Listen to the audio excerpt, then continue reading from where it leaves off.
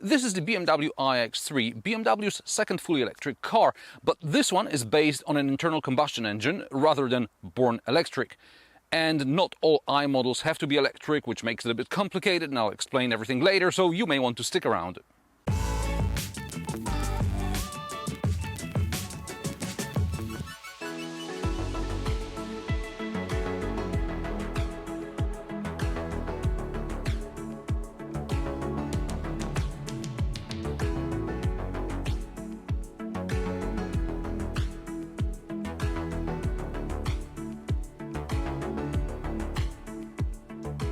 EVs are a subject of heated debates nowadays, as most car makers seek ways to lower emissions, and electric cars seem to be the simplest way to achieve that goal. During the transition period, we're likely to be driving some kind of an electrified vehicle, which includes various types of hybrids, but the days of the internal combustion engine seem to be numbered. Today, almost every brand has at least one EV in its lineup, and some offer several in different segments, but BMW was one of the first to offer a full EV. Back in 2013, when the i3 was launched, Europeans could also buy the Nissan Leaf as well as the Mitsubishi i-MiEV, along with its cost-sharing siblings, the Peugeot e-tron and the Citroën C0. I'm talking about official distribution rather than private import Tesla.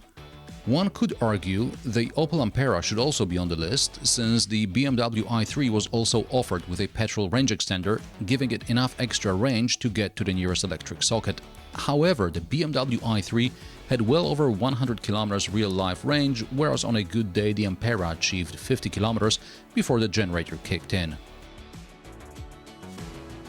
I said nearest electric socket because in 2013, even with the range extender, you weren't always able to reach a proper charging station. Today, things are different.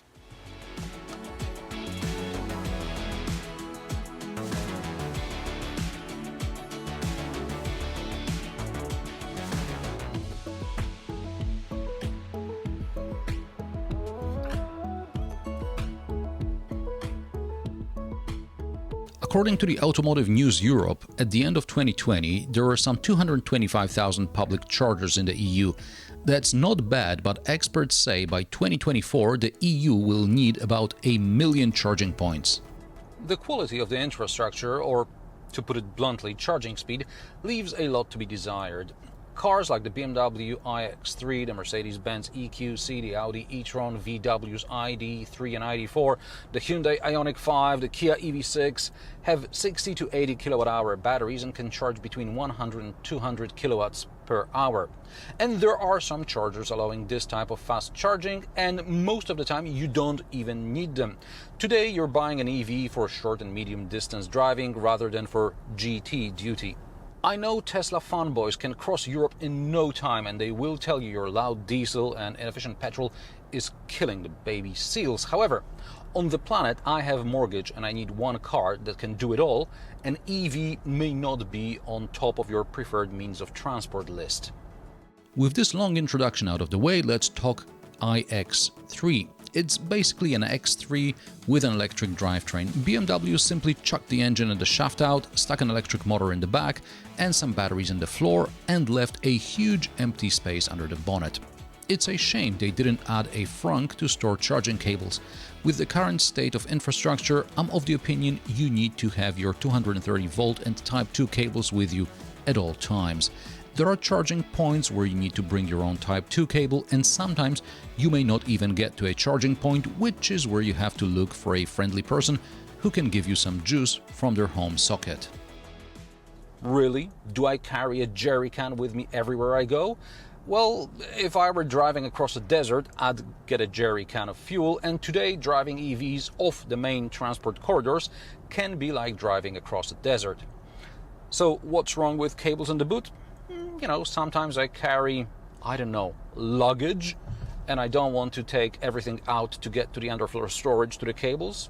You don't keep your jerry can under all your stuff, but rather on top, with easy access, right? But let's say you've got about 70 grand lying around and an electric SUV fits your daily routine. You have a place to charge it overnight, which, depending on the type of socket, will give you between 150 kilometers range and a full charge overnight. Fully charged, the iX3 will do about 460 kilometers, according to WLTP. But you don't need to charge full every day. Actually, you even shouldn't. If you drive 20-30 kilometers into town, charging to 80% once every 4 or 5 days or trickle charging every 1-2 nights should keep you running. On a longer journey, you will recharge from 10 to 80% from a 150 kilowatt charger in just above half an hour. On the prevalent 50 kilowatt charger, you're more likely to spend an hour or 90 minutes. Or leave as soon as you have enough juice to get to the next charger. Short charging bursts may prove more effective than longer charging outside the optimum range. I first drove the iX3 in November 2020. I had the car for just a day. It was cold and rainy. Energy use was around 21 kilowatt hours per 100 kilometers, slightly more than the 19 BMW claims. The usable battery capacity is 74 kilowatt hours, which was enough for around 350 kilometers. The batteries, by the way, are liquid cooled. This time I'm driving in summer heat. On my test route, the iX3 used about 21 kilowatt hours. On the motorway, 17, 18. In extra urban and in the city, I managed to get it down below 16 kilowatt hours, and this means 460 kilometers range is attainable, or you can even do better with recuperation. The BMW iX3 has probably the fanciest recuperation system I have ever encountered. Beside one pedal driving in B mode, I can also set recuperation to adaptive, high, medium or low. In adaptive mode, the car uses sat-nav running somewhere in the background to adapt to like turns or upcoming speed limits. Recuperation also starts working when you coast towards a junction and turn on an indicator. Also, if the camera reads a red light, the car will start slowing down until it changes back to green when the recuperation goes off. That's impressive stuff. Now, adaptive recuperation can also react to slower traffic in front, obviously. If I were to complain about something, it would be the actual braking. With recuperation on, braking is hard to judge. The BMW iX3 weighs over 2,200 kilograms, and with softer suspension to accommodate the extra mass, braking feels more dramatic than it really is. Also, the one-pedal driving B mode has a narrow but perceivable coasting range, and this may throw you off guard, and you let go of the accelerator too much, which then leads to more abrupt region braking. Otherwise, the iX3 drives like a typical BMW. The cockpit may feel tight compared to the Hyundai Ioniq 5, but it is driver-focused, and when you turn the wheel, the car goes where you pointed rather than in the general direction.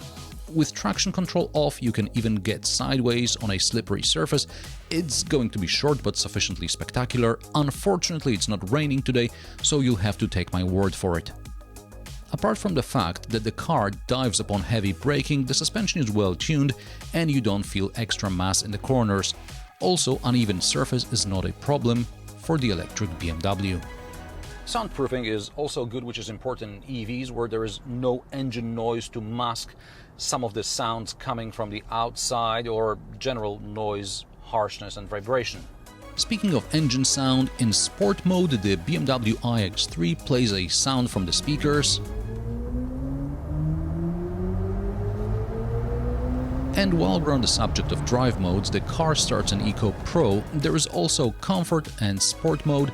BMW promises 0 to 100 km per hour in 6.8 seconds. I got better times in Eco Pro and Sport mode.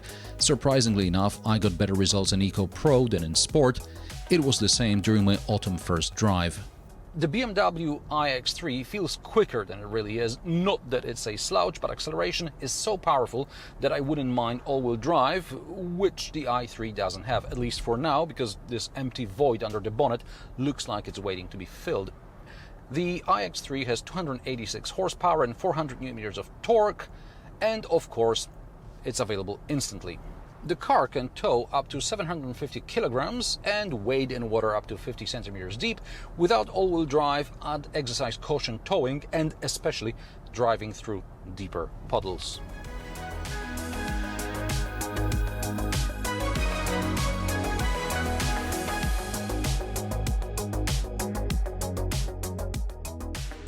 The iX3 interior is identical to the ordinary X3. I encourage you to check out my reviews of the BMW X3, X3 PHEV and X4, links in the description. I appreciate physical AC and radio controls.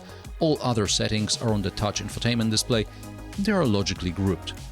This car has wireless Apple CarPlay and Android Auto. External sat-nav directions are displayed on the virtual instrument cluster as well as on the head-up display. In the back, you can tell this is not a brand new dedicated EV platform like the Ioniq 5. The Hyundai offers much more space in the back. On the plus side, the backrest angle is adjustable. There are cup holders, AC, USB-C ports, large door pockets, as well as an armrest with a pass-through to the boot. And the boot has 510 liters capacity, that's 60 more than the X3 PHEV and 40 less than the regular X3. There is some storage under the floor, just enough for charging cables and the cargo cover. There is also one shopping bag hook and a 12-volt socket. Price of the BMW iX3 started at €66,000. This test car costs about €73,000.